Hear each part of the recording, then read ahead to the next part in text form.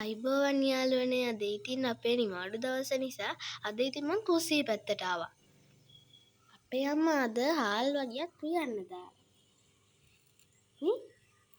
මේක අමුතු හාල් වගයක්. මේ හාල් වගේ නම තමයි නිල් කුමුදු වැල්ලි. මේක අපේ රටේ දේශීය ආහාරයක්.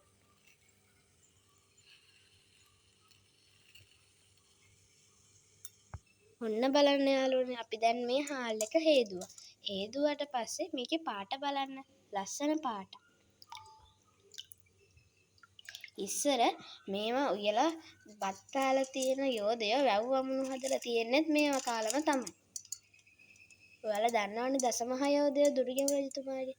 අන්න එයාලා මේ බත් කාලේ තමයි වැව් වමුණු තනලා ඔත්තලා තියෙන්නේ. ඉතින් මේ බත් එකෙන් කොලෙස්ටරෝල් පාලනය කරනවා. තව සීනි තියන අයටද හොඳයි. අනික මේක අපේ සෞඛ්‍යයට හොඳ ආහාරයක්.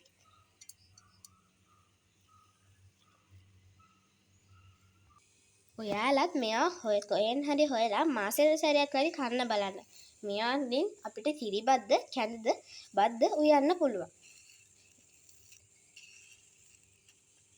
එහෙනම් මම අදට යන්නම්. එහෙනම් ඔබ සැමට සුබ දවසක්.